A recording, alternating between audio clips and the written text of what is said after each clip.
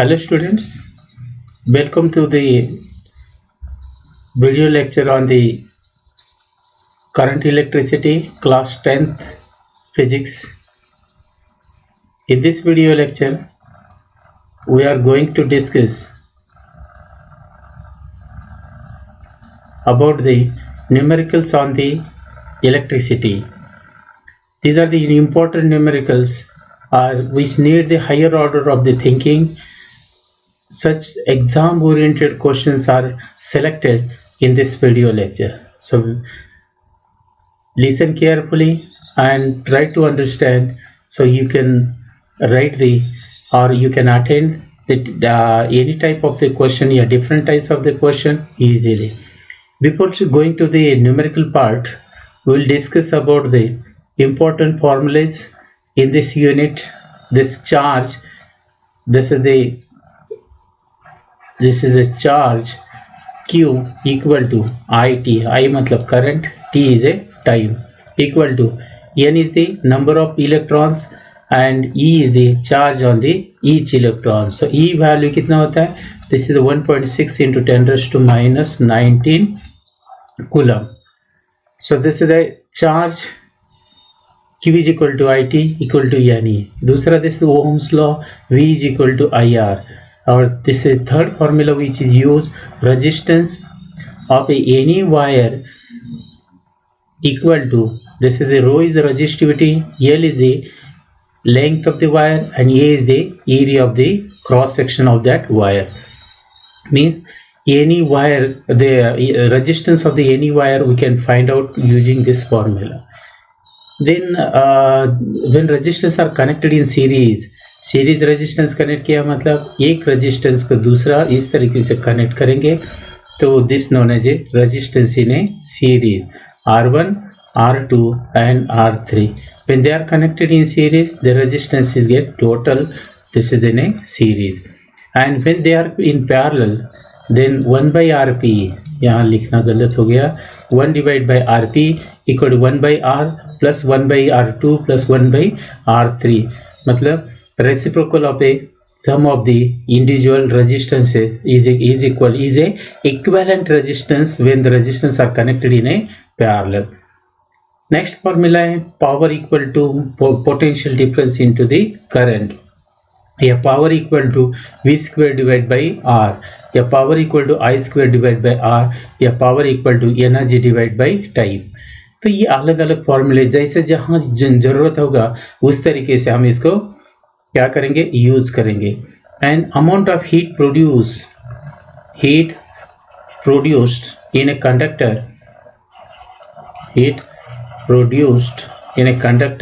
Equal to this H is equal to I square R into T. So energy, so this is I is a current, R is a resistance, T is a time, and energy consumed equal to power into time. This is electric energy consumed by the electrical devices.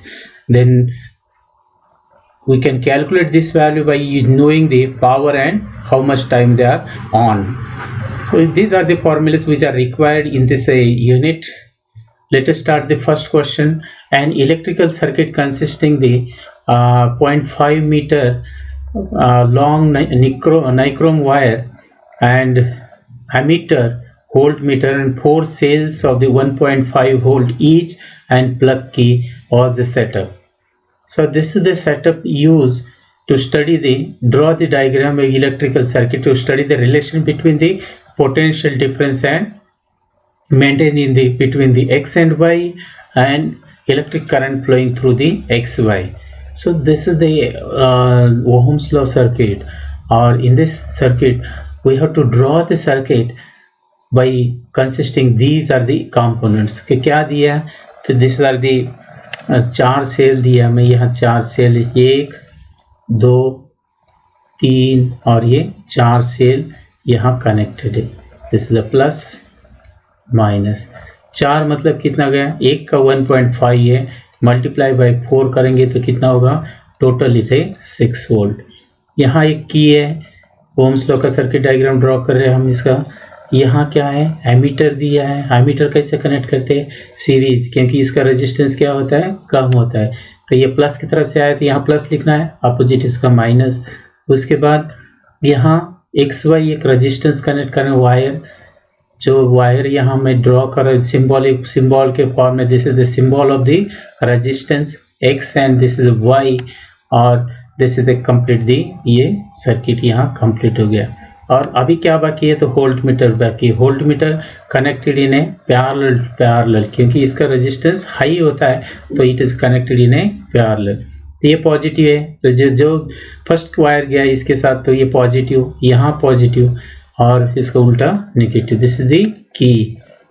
और ये क्या है, ammeter ए, और ये volt meter B, और ये the wire, ये क्या है, वायर। तो पहला क्वेश्चन है, draw the circuit diagram of electrical circuit to study the relation between potential difference maintain between the x and y and electric current flowing through the x way. So this is the Ohm's law circuit. तो ये draw करने के लिए बताया, ये complete हो गया। दूसरा क्वेश्चन देखो इसे, following graph was plotted between v and i, v versus i ये ग्राफ प्लॉट किया, तो what would be the value of the vi ratio when potential difference is 0.8 volt, 1.2 volt और 1.6 वोल्ट। अब हम यहाँ कोई एक वैल्यू देखते हैं, अगर हम इसको देखेंगे, अगर यहाँ का कैलकुलेट करके देखेंगे तो ये कहाँ आता है, तो ये आएगा, ये स्ट्रेट करेंगे और यहाँ से आएगा तो ये आएगा 2। तो ये R इक्वल टू क्या फॉर्मूला है ओहम्स लॉ से, R is equal to V divide by I होता है।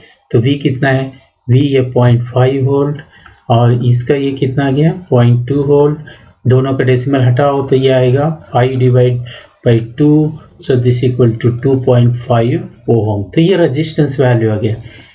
अगर ग्राफ ये स्ट्रेट है और ओरिजिन से जा रहा है, स्ट्रेट लाइन ग्राफ, तो दिस R इज ऑलवेज क्या आएगा, कांस्टेंट।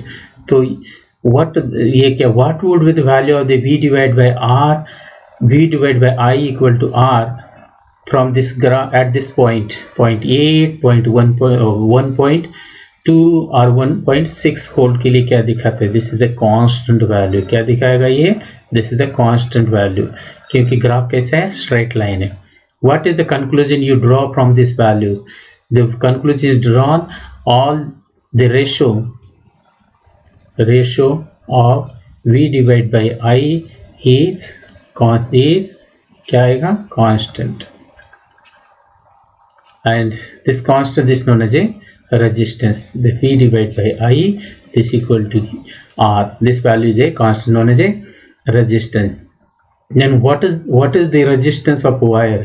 तो R क्या आएगा, R is equal to, मैंने कैलकुलेट करके देखा, यहाँ दूसरा वैल्यू क्या दिखाते हैं, ये सीधा गया और ये यहाँ आ गया, तो ये कितना हो गया, V divide by I। V कितना है 1 और I कितना है 0.4, तो एक डेसिमल यहाँ लगाते हैं, एक 0, तो ये 4 हो जाएगा, दिस इज ए 2.5 ओहम। तो रेजिस्टेंस कितना है 2.5 ओम। सो ये भी क्वेश्चन हो गया। चलो नेक्स्ट क्वेश्चन देखते हैं, आसान क्वेश्चन है। ये सब बोर्ड में ऐसे क्वेश्चन पूछते हैं कि तुम लोग कितना अंडरस्टैंड किया ओहम्स लॉ के बारे में, रेजिस्टेंस कैसे निकलना है, ग्राफ स्ट्रेट लाइन इसका मतलब क्या होता है, ओहम्स लॉ का डायग्राम कैसे, वोल्ट मीटर को कैसा कनेक्ट करना है, एमीटर को कैसा कनेक्ट करना है, ये सब समझे कि नहीं, what is your level of the understanding, वो टेस्ट करने के लिए ऐसे क्वेश्चन पूछते हैं। तो ये सब बात का ध्यान रखो। अब देखो दूसरा question, what is the ratio of the potential difference and current known as, potential difference and current का रेशियो को क्या बोलते हैं, हम देखा, this is the resistance. Then vary the values of the potential difference applied across the resistance and corresponding value of the current flowing through the resistance is given below। तो ये potential है और ये current है। plot the graph V and I, calculate the resistance। Okay, इस तरीके से graph पूछा है। तो ग्राफ प्लॉट करने से पहले हमें प्रॉपरली एक स्केल सेलेक्ट करना है। तो एक्स एक्सिस पे हम अगर पहला ग्राफ में देखेंगे तो इसी तरीके से हम ये एक्सिस पे V लेंगे, वाई एक्सिस पर, एक्स एक्सिस पे करंट लेंगे, करंट इन एम्पियर और this is in A volt. अब वोल्ट करंट कहाँ से, दिस इज द 0, और 0 0 दोनों का लिखता है। और करंट कहाँ से होता है, दिस इज द 0.1 0.2 0.3 ऐसा बढ़ाएंगे। और यहाँ ये रफ स्केल बोल रहा हूँ किस तरह, तो यहाँ हम क्या करेंगे, 1 सेंटीमीटर का जो लाइन है ग्राफ के ऊपर, उसके ऊपर यहाँ लिखेंगे 2, क्योंकि हमें 25 तक जाना है 1 सेंटीमीटर, फिर 2 सेंटीमीटर के 4, तो यहाँ स्केल लिखना पड़ता है।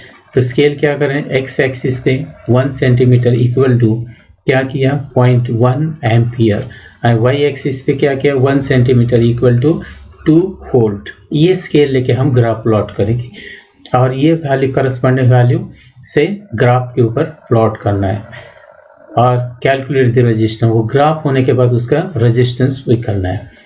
तो चलो ग्राफ के लिए देखते हैं हम।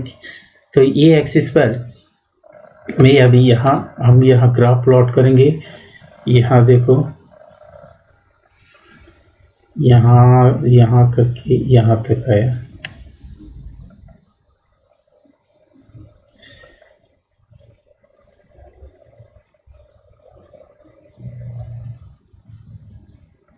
मैं एक एक्सिस ले रहा हूँ यहाँ,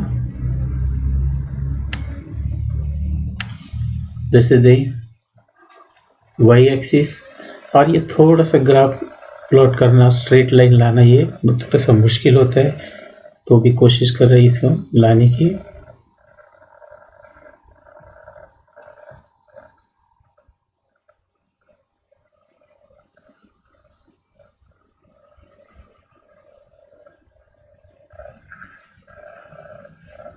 और ये एक्स एक्सिस, ओके।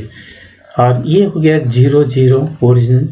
और हमें क्या लेना है, यहाँ मैंने बताया था हमें यहाँ लेना है वोल्ट, और यहाँ क्या करेंगे एम्पियर लेंगे। और मैंने यहाँ स्केल भी बताया था कि स्केल किस तरीके से, कितना स्केल लेंगे, कि scale X axis 1 centimetre equal to ampere, this is the 0.1 ampere. और Y axis 1 centimetre equal to कितना लेना है 0.2, सॉरी नॉट 0.2, 2 वोल्ट लेना है।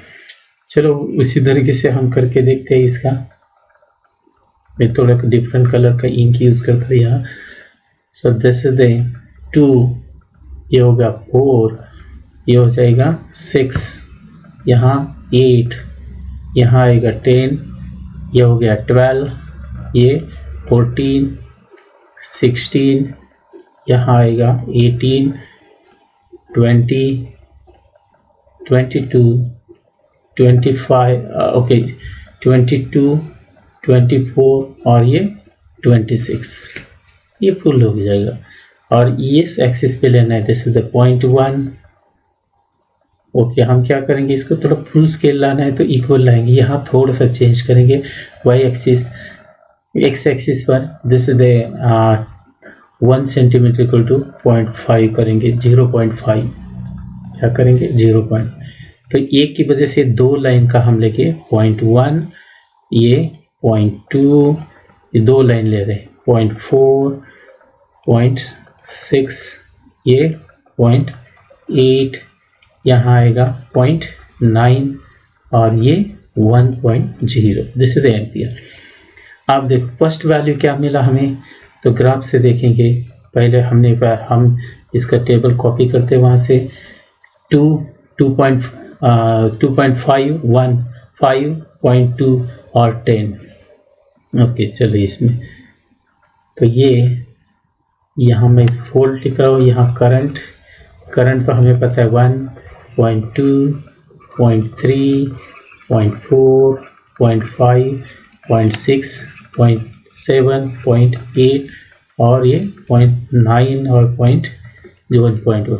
और इसका वोल्टेज कितना दिया सर, इसका दिया है 2.5 वोल्ट, ये 5 वोल्ट, ये 10 वोल्ट।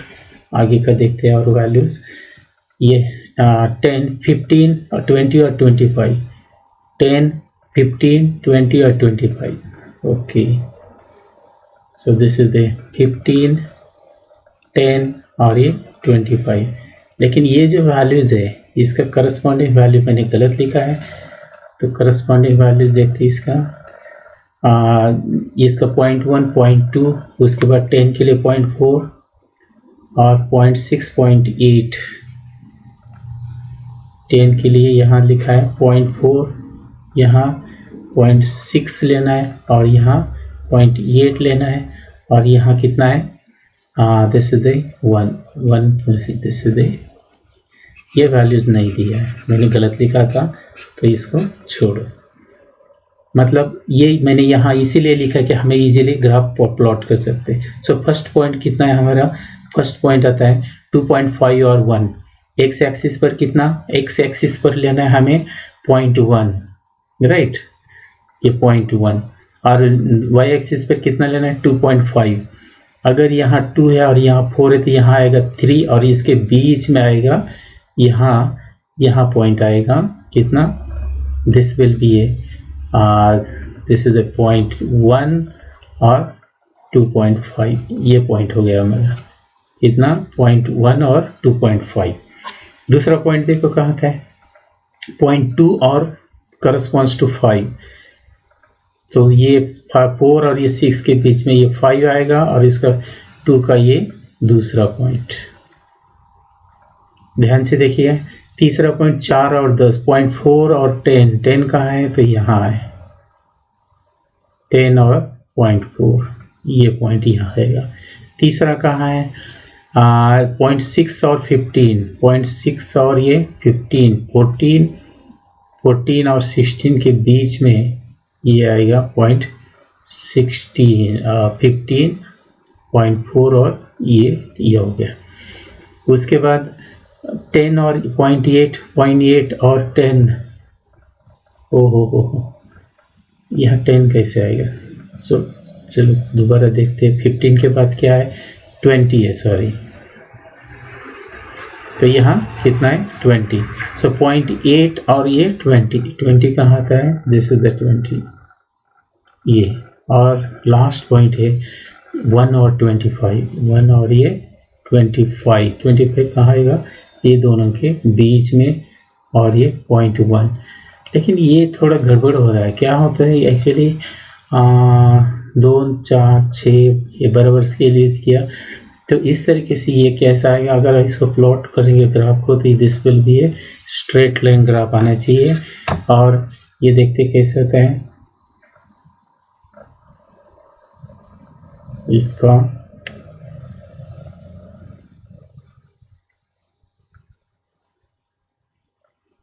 ओके ये ग्राफ देखेंगे तो ये ग्राफ इस तरीके से स्ट्रेट लाइन आएगा। ठीक से प्रॉपर स्केल लेके वो करेंगे तो ये ग्राफ स्ट्रेट लाइन होता है। सो स्ट्रेट, और ये जो पॉइंट है ये 1 और 25 का, तो मैंने यहाँ क्या किया 0.12 ये बराबर लिया, स्केल करेक्ट है, यहाँ बराबर है, ये भी बराबर है, ये और ये इसका 2, 4, 6, 8, 10, 12, 14, 15, 25 तो ये पॉइंट जो है ये कितना 1 का करस्पॉन्डिंग यहाँ से यहाँ आएगा शायद ही, हाँ दिस इज द 25 और ये 1, तो ये लास्ट वाला पॉइंट यहाँ आएगा। इसको भी कनेक्ट करते हैं तो ये इस तरीके से रहता है।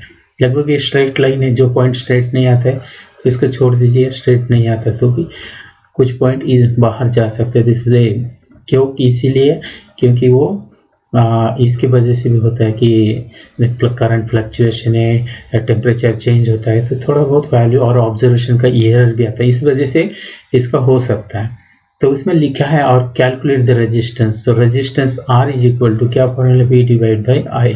तो इसमें से कोई भी एक वैल्यू का ग्रुप लेंगे, हम ये सेलेक्ट करते हैं तो ये क्या है, V कितना है, V इक्वल टू 15 और करंट कितना दिया 0.6, तो ये आएगा कितना 150 डिवाइड बाई 6, तो ये आएगा 25। दूसरा वैल्यू सिलेक्ट करते हैं कोई भी एक 5 और 20 का देखते हैं, तो पोटेंशियल कितना है 20, करंट कितना है 0.5 दूसरा value. So this equal to potential कितना है 0.2 और ये कितना है, सॉरी मैं गलत लिखा है यहाँ भी फिर, तो पोटेंशियल कितना है 5 है और करंट कितना है 0.2, तो जैसे ये हो जाएगा 50 divide by 2, so this value is a 25 ओम। तो इस तरीके से this value is a constant, ये वैल्यू क्या है कांस्टेंट है, this is the value of the resistance. चलो क्वेश्चन देखते हैं फिर next question, name the law which is illustrated by the VI graph. Law, this is the Ohm's law. क्या लिखेंगे? Ohm's law. Law is a Ohm's law. Write down the formula relation between potential difference V, current I और ये resistance R. So V is equal to IR. और यहाँ और एक question पूछा है, इसका लिखते हैं. So this is the potential difference between the terminal of the electric iron V equal to 240 volt and current I equal to 5 ampere. This is the given. What is the resistance? So आसान question. V is equal to R is equal to V divided by I. V दिया 240, ये 5, so this is the 420 और ये 48 ओम. आसान question था. चलो next question देखते हैं. ये इंपॉर्टेंट क्वेश्चन था. ग्राफ कैसे प्लॉट करते हैं ये. तो दूसरा क्वेश्चन तो write down the expression for the resistance of the metallic wire in terms of the resistivity. तो R is equal to rho L divide by E. This is answer of first question. Second question देखो. What will be the resistance of the metal wire of length. Length कितना है? L equal to 2 metre दिया है. Area of the cross section कितना दिया है? 1.55 into 10⁻⁻6 metre square. And resistivity, that rho equal to 2.8 into 10⁻⁸ ohm meter. This is the -8. So what is the, क्या पूछा है? What is the value of the resistance? So resistance R is equal to rho L divided by A. ये value रखेंगे रो का 2.8 into 10⁻⁸ into length कितना है? 2 metre divide by कितना है? Area of the cross section is 1.55 into 10⁻⁻6 metre square. अब यहाँ सभी क्वांटिटीज जो दे है SI यूनिट में दिया है, इसीलिए कन्वर्शन का जरूरत नहीं है. अगर नहीं दिया तो हमें एक सिस्टम ऑफ यूनिट में लाना पड़ेगा, तभी तो ये करेक्ट आएगा. लेकिन यहाँ दिया है, कोई प्रॉब्लम नहीं. तो हम इसको कैलकुलेट करते हैं. 2.8 इंटू 2 इंटू 10⁻⁸ डिवाइड बाई कितना है? 1.55. और ये 10⁻⁶ से ऊपर जाके क्या हो जाएगा? ऊपर गया तो 6 प्लस हो जाएगा. तो ये वैल्यू बनेगा R equal to 2.8 into 2 into 10⁻⁻2 divide by 1.55. So this equal to, multiply करो इसे या 2 से डिवाइड करो, 2 डेसिमल हटाओ तो ये 280 इंटू 2 डिवाइड बाई 155 इंटू 10⁻⁻². ये 5 से डिवाइड करो. 5 3 जा 15 और 5 1 जा 31 हो जाएगा. और 5 5 जा 25, 3 बचे और ये 56. तो क्या बच गया? 12 multiply 6 multiply this 12 1 2 multiply 10 10 plus 1 11 divide by 31 और into 10⁻⁻². So R equal to इसे डिवाइड करो. हाँ, सो 31 ये 31 से मल्टीप्लाई करो तो ये 3 से करेंगे तो 93 हो जाएगा. सो ये 393 हो गया. 93 का 7 और ये 9 बचेगा. 9 ये 93 का हो गया. तो ये 12 और ये 97, 12 और 7 19, 0 रखेंगे. सो 3 5 15 3 6 18 6 18 और 18 हो गया.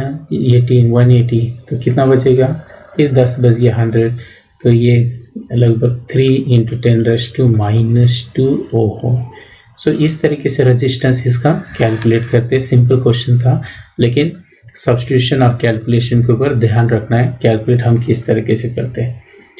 अभी देखो ये क्वेश्चन दिया है, कंसिडर द सर्किट बिलो.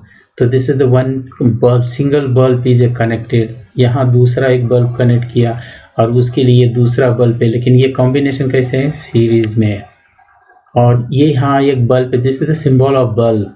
और दूसरा ये कैसे लगाया? ये पैरेलल लगाया, ये पैरेलल है. और इसके ऊपर क्वेश्चन पूछे हैं, in which of the circuit are the lamp is a diminished.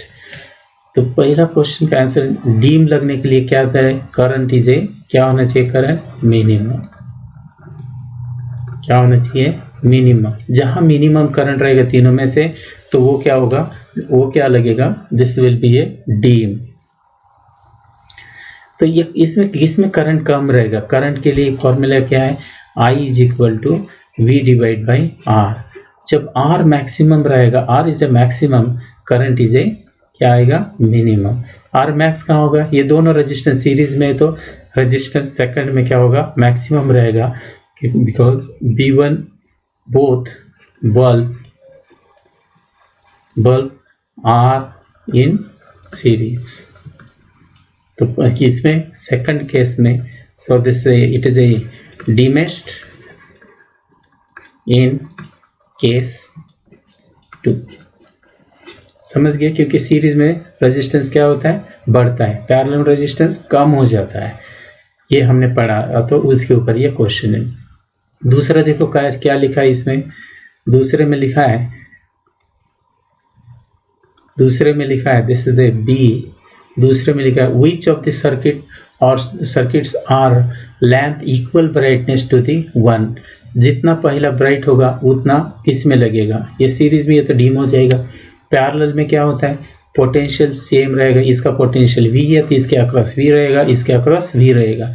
तो दोनों बल्ब इक्वल है तो इसका ब्राइटनेस क्या रहेगा, इक्वल रहेगा। तो इन विच सर्किट और circuits the lamp are equal brightness to the lamps having equal brightness. दोनों मिला के तो ज़्यादा रहेगी, लेकिन ये ईच इक्वल देखेंगे तो इसके बराबर ये थर्ड का रहेगा। यानी third case they having a brightness, third case this brightness equal to case 1। वही रीजन लिखना है इसका, तो लिख सकते हैं, क्योंकि इसमें both bulbs in third case are parallel। कैसे है, पैरेलल। अब सी का आंसर देखो, सी में क्या, विच circuit gives the maximum light. The max light यहाँ एक बल्ब है, दूसरा दो पैरेलल है यहाँ, तो इधर से third will give max light. Third क्या करेगा, मैक्सिमम लाइट आएगा। क्यों, क्योंकि they are connected in a parallel. Parallel में क्या होता है, potential difference all the resistance is a same. तो इस तरीके से क्वेश्चन इसके ऊपर था कि तुम लोगों ने कितना सीरीज पैरेलल को अंडरस्टैंड किया, वो टेस्ट करने के लिए ये क्वेश्चन था। अब दूसरा क्वेश्चन देखो, ये लैम्प दो लैम्प है, दिस L1 और दूसरा lamp this L2। 2 lamp rated, this first lamp rated 40 वाट, मतलब ये क्या हो गया, पावर P1 का, और V कितना है, 220 वोल्ट। और सेकंड में क्या दिया है, सेकंड में दिया है कि second bulb power is a P2 equal to 60 watt और वोल्टेज इसके कितना है, 220 volt. Okay, are connected in parallel to the supply 220 volt. Draw the circuit diagram, show the connection. कैसे दोनों बल्ब को कनेक्ट किया, पैरेलल कनेक्ट किया। This is the symbol of a bulb, ये L1 हो गया।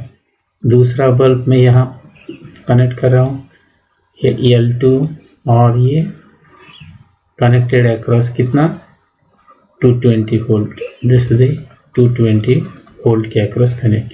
दिस इज L1 और ये L2। Okay, calculate the current drawn from the power supply. कितना करंट ड्रॉन करेंगे, सो पावर इक्वल टू, ये फॉर्मूला पता है, power equal to V into I. First bulb लेते P1 I1, तो I1 equal to P V divide by क्या आएगा, P1।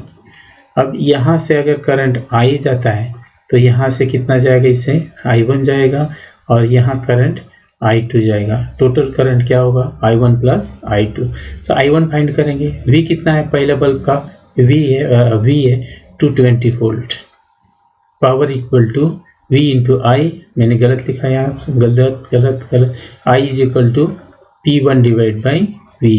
सो P1 कितना है, power of the first bulb is a 40 watt, और V कितना है 220 वोल्ट। एक जीरो कैंसिल, 2 से डिवाइड करो तो I1 equal to 2 divide by 11 ampere आएगा। इसी तरीके से सेकंड के लिए निकालेंगे, तो second lamp this is the current I2 equal to P divide by P2। V कितना आ गया? ओके, फिर मैंने यहाँ गलत लिखा, तो P2 equal to V divide by I2 equal to P2 divide by ये क्या आएगा V। P2 कितना है 60, V कितना है 220 वोल्ट, जीरो कैंसिल 3 और ये हो जाएगा 11 और this is in ampere. So total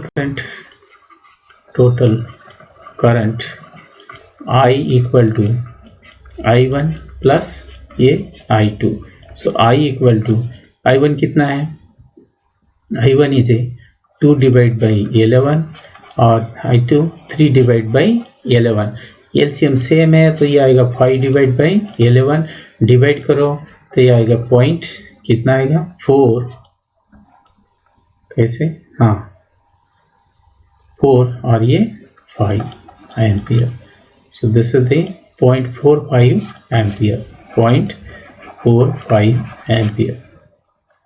this is a total current. ये सेकंड क्वेश्चन, ये जो सेकंड क्वेश्चन है इसका हो गया, पहला हो गया। Third, calculate the total energy consumed by the 2 lamps. So total energy consumed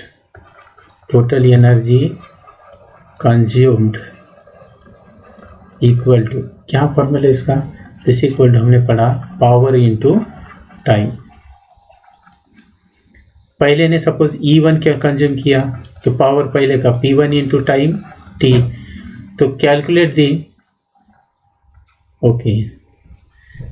the total energy consume by the 2 lamp together operate in 1 hour. तो पहले का पावर कितना है 40 वैट, कितना टाइम लगा ये T मतलब 1 आवर। सो दिस इज 40 क्या आएगा वैट आवर।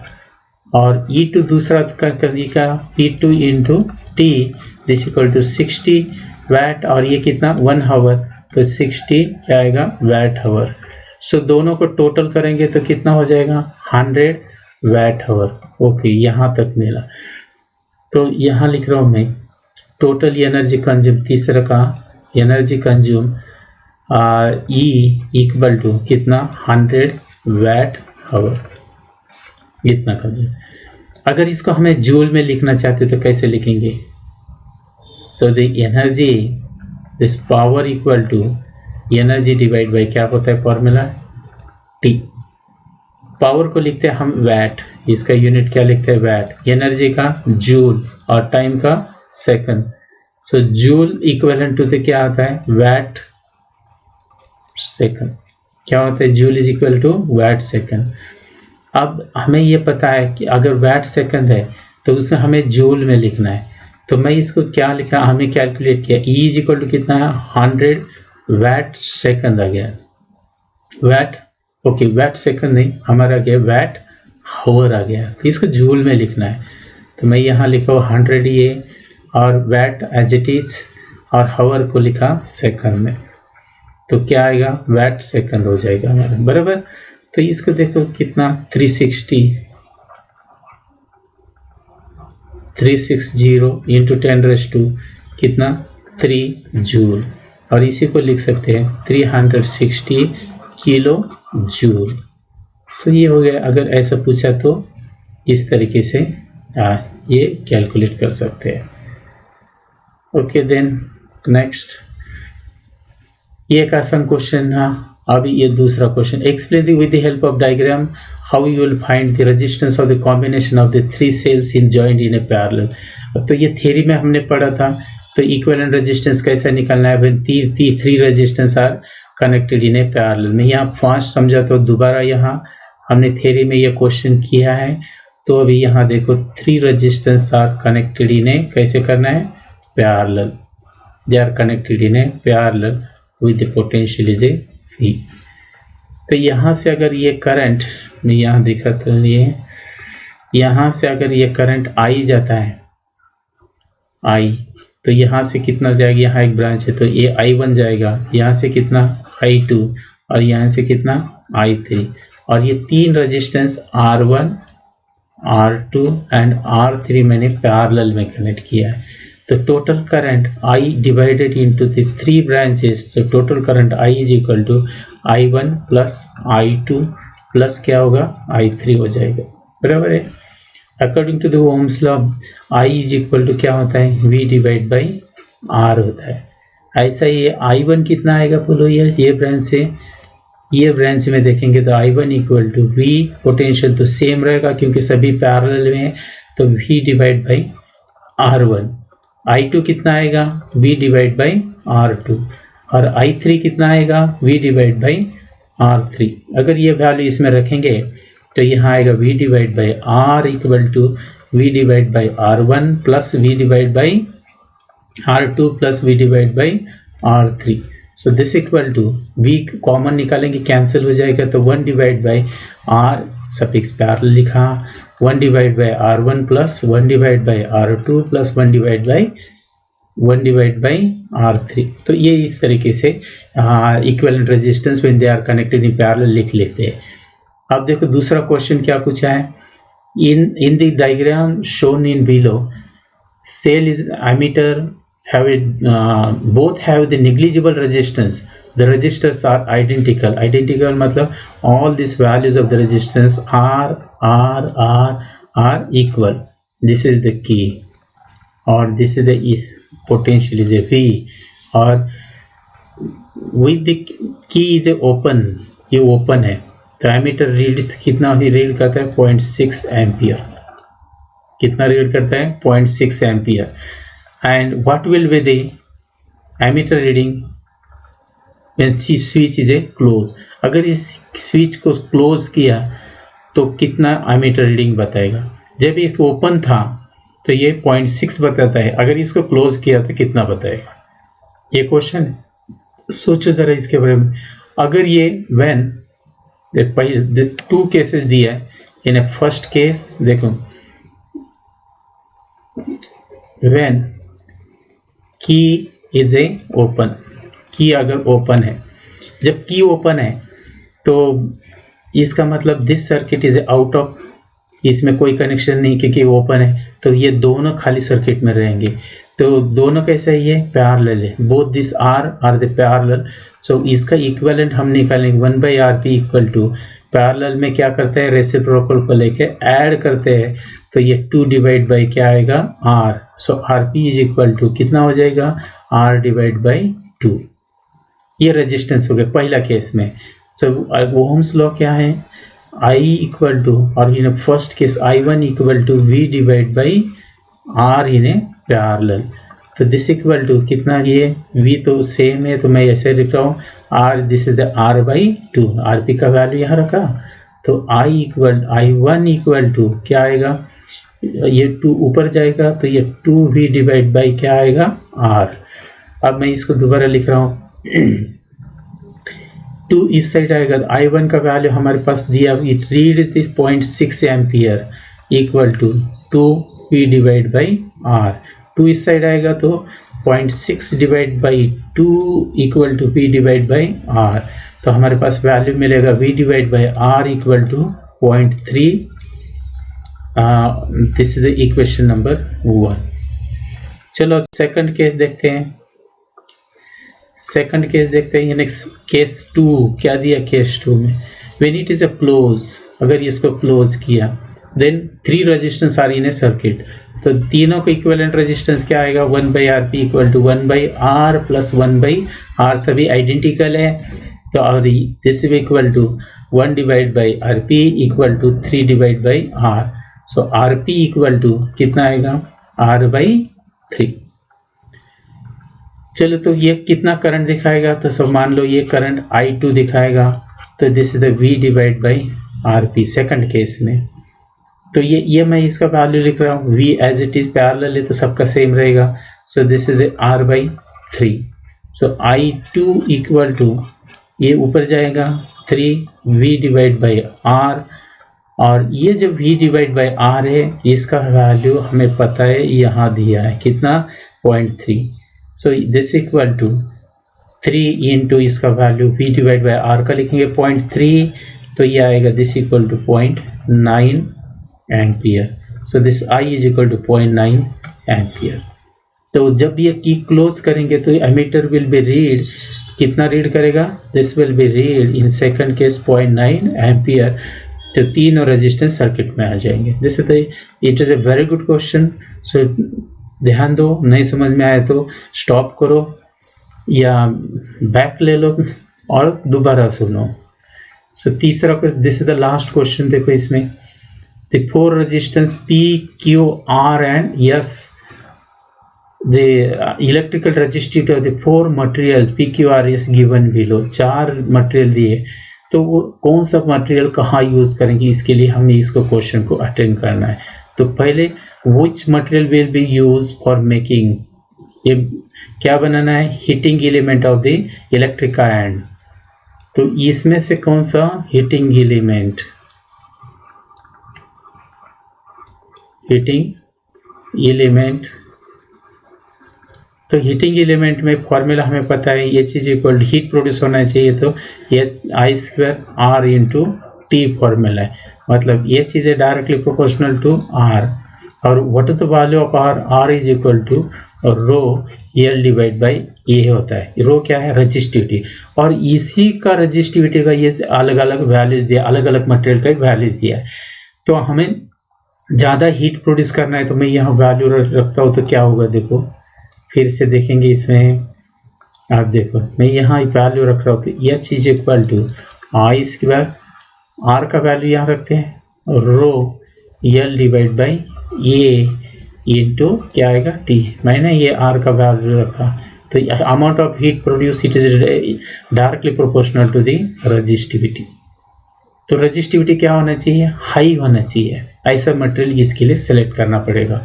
तो कौन सा किसका रजिस्टिविटी हाई है, अभी देखेंगे. तो अभी ये है 15, इसका तो बहुत हाई है, लेकिन ये इंसुलेटेड होना चाहिए, हो जाएगा. तो ये 8 है, तो this material having higher resistivity, क्योंकि ये 10⁻⁻⁷ कितना है, -7 है. तो ये, तो this S will be select as a क्या है, हीटिंग एलिमेंट. तो क्या होना चाहिए, S will be select as a heating element. Okay, we'll say right again. S will be selected as a heating element because of a high value of rho. दूसरा कैसा होना चाहिए, दूसरा क्या पूछा है, कनेक्टिंग वायर ऑफ ए, मतलब connecting wire का क्या होना चाहिए, लो रजिस्टिविटी. हीट नहीं प्रोड्यूस होना, नहीं तो वो वायर खराब हो जाएगा. तो लो रजिस्टिविटी, हम कॉपर यूज करते हैं, उसका रजिस्टिविटी क्या है, लो. तो ये दोनों जो मटेरियल दिया है, ये दोनों में से किसका रजिस्टिविटी लो है. अब ये देखो 6.84 है इंटू 10⁻⁸ कितना है, -8 है, और ये 1.7 इंटू 10⁻⁸ कितना है, -8. इसमें से बड़ा वैल्यू कौन सा और छोटा कौन सा है, हमें क्या चाहिए, लो चाहिए. तो मैं इसको लिख रहा है 6.84 डिवाइड बाई 10⁻⁸, और यहाँ 1.7 डिवाइड बाई, अगर ऊपर माइनस है तो नीचे आता है तो प्लस हो जाता है. तो ये कौन सा छोटा रहेगा, 10 विल बी द स्मॉलर. तो ये कौन सा मटेरियल होगा, ये Q will be selected as a low resistivity for making the copper wire, for connecting wire. So तीसरा, covering of a connecting wire. जब कवरिंग यूज करना है तो इसका प्रॉपर्टी क्या है, कवरिंग के लिए, कवरिंग की चाहिए तो वो इंसुलेटर चाहिए. क्या चाहिए, इंसुलेटर. तो इंसुलेटर का रजिस्टिविटी क्या होता है, वेरी हाई होता है. तो this is the R will be selected as a for the covering, और क्या करना है, covering of a connecting wire, क्योंकि हाई रजिस्टिविटी बहुत ज़्यादा. This is the acts as a insulators. This is its acts as a insulator. चलो आज के लिए बस इतना ही. इसी के साथ ये वीडियो लेक्चर ख़त्म करते हैं. अगले हफ्ते में हम क्या करेंगे, इसी लेसन अभी तो पूरा हो गया, एक हफ्ता भर तुम लोग प्रिपेयर करो, जैसे टाइम मिलेगा एक्सरसाइज के सभी क्वेश्चन लिखो, और उसके बाद मैं तुम लोगों को एक्सरसाइज के क्वेश्चन के बाद तुम लोगों की एक टेस्ट कंडक्ट करेंगे, अगले वीक में आएगा, वो रहेगा 50 मार्क्स का। और टॉपिक कौन सा रहेगा? Current electricity. इसमें मैं 50 मार्क्स का टेस्ट कंडक्ट करो, अच्छी तरह से पढ़ाई करो और टेस्ट अपेयर करो और कॉन्फिडेंटली। और ये जो स्कूल बंद है उसका कोई असर नहीं होना चाहिए, कॉन्फिडेंटली पढ़ो। अगर कोई टॉपिक तुम्हें रिपीट चाहिए, कोई दिक्कत है, तो हमारा जो व्हाट्सएप का ग्रुप है उसमें शेयर करो, तो तुम्हें मैं हेल्प करूँगा। और नहीं तो डायरेक्ट मुझे कॉल करके पूछ लेना कि सर ये टॉपिक कौन सा, अगर रिपीट चाहता है तो रिपीट करेंगे, लेकिन तुम लोग बात करो, साइलेंट मत रहो। और नहीं समझ में आता है तो बात करो, और अच्छी तरह से टेस्ट के लिए प्रिपेयर करो और पढ़ाई करते रहो, और अच्छा टेस्ट देना है। Okay then, thank you.